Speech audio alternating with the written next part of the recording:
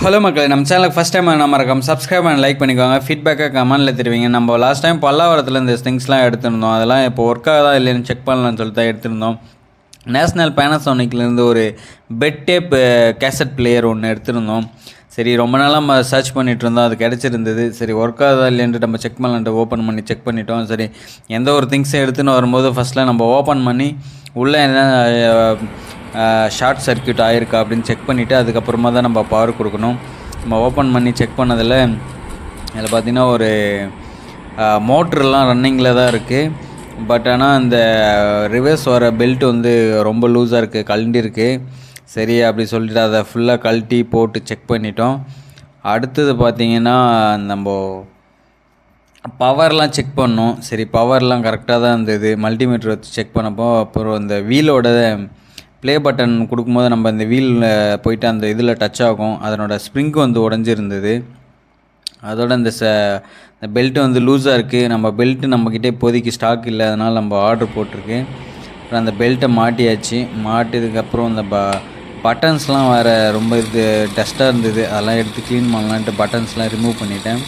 சரி, அதுக்கப்புறம் போட்டு பார்த்தா ஃபார்வேர்டு ஆச்சு. இந்த டைமர் ஓடுது பாருங்கள். அதுக்கப்புறம் ப்ளே பட்டன் கொடுத்து பார்த்தா இந்த ப்ளே பட்டனில் நல்லா டச் ஆக மாட்டுது. அந்த லெதர் வந்து ரொம்ப தேஞ்சிருக்கு, அதனால் விட்டு விட்டு ஓடுது. இப்போ ஸ்பேர் அதுக்கு இருந்துச்சுன்னா நம்ம பல்லாவரம் நெக்ஸ்ட் வீக் போனால் நம்ம எடுத்து ஸ்பேர் மாற்றுற மாதிரி இருக்கும். அப்படின்னா கொஞ்சம் ஸ்லோவாக மூவ் ஆகுது. சவுண்ட் கேளுங்க. ஜஸ்ட் இந்த நான் வந்து இது கையிலே பிடிச்சிட்ருக்கேன். இப்போ அந்த ஸ்ப்ரிங் வந்து கட் ஆகிருக்கு. அதனால் அது ப்ளே பட்டன் மூவ் ஆக மாட்டேது. டேப் வந்து போட்டோம்னா கையில் பிடிச்சிட்ருக்கோம் பாருங்கள்.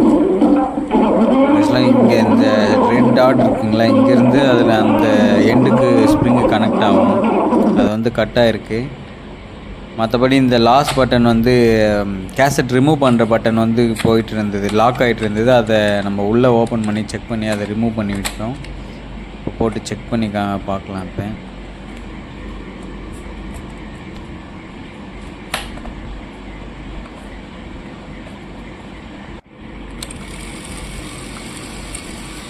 இங்கே பாருங்கள், அந்த உள்ள பட்டன் இதுவும் வந்து ஃபார்வேர்ட் ஆகுது, ரிவர்ஸ் போகுது. பட் ஆனால் ப்ளே கொடுத்தா நம்ம ப்ளே ஆக மாட்டேது.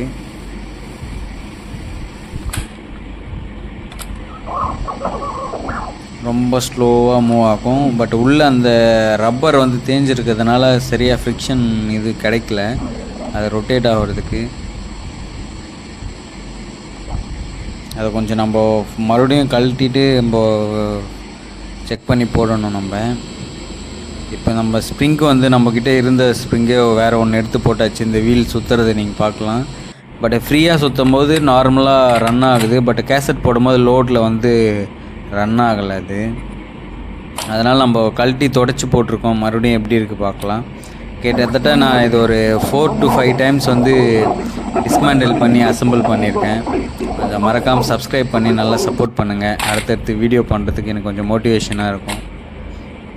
நான் வீடியோவில் கம்மியாக தான் காமிச்சிருக்கேன். ஆக்சுவலாக இது ஒரு 1 day ஃபுல்லாக உட்காந்து நான் ஒர்க் பண்ணியிருக்கேன். இதில் கொஞ்சம் எஃபோர்ட் போட்டு ஃபைனல் டச் அது ஒர்க் ஆகும்போது ஃபினிஷிங் வந்து நம்ம பார்க்கும்போது ரொம்ப இன்ட்ரெஸ்டிங்காக இருந்தது எனக்கு.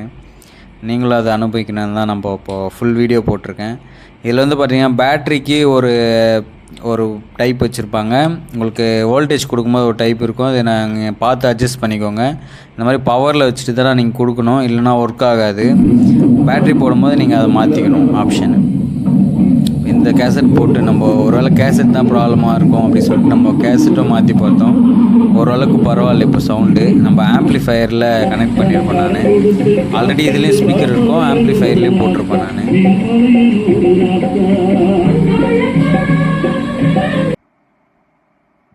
இப்போ இந்த சோனி வந்து எடுத்திருந்தோம். 3D கிளாஸ் இது. ஆக்சுவலாக இந்த சோனியிலேருந்து பார்த்தீங்கன்னா இப்போ நியூ கிளாஸ் தான் இது. நார்மல்னு சொல்லிவிட்டு அவர் சேல் பண்ணிட்டார், ஜஸ்ட் 100க்கு தான். இது எப்படின்னா 3D கிளாஸ் அந்த பிளாஸ்டிக் வந்து ரிமூவ் பண்ணிடணும். ரிமூவ் பண்ணிட்டு லாங் ப்ரெஸ் பண்ணிங்கன்னா உங்களுக்கு லைட்டு இங்கே ஷோ ஆகும். அதுக்கப்புறம் நீங்கள் யூஸ் பண்ண ஆரம்பிக்கலாம்.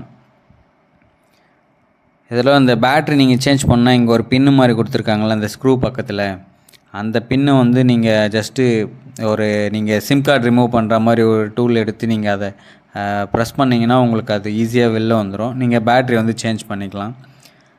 இந்த டிவிடி பிளேயருக்கெலாம் ஒரு ரிமோட்டில் வரும் பார்த்தீங்களா, பெரிய சைஸ் பேட்ரி அந்த மாதிரி தான் இருக்கும். நான் ஆல்ரெடி கழட்டி ஓப்பன் பண்ணி பார்த்துட்டேன் எல்லாமே. அது நியூ பீஸு, அதனால் வந்து பேட்ரியும் ஃபுல்லாக இருக்குது.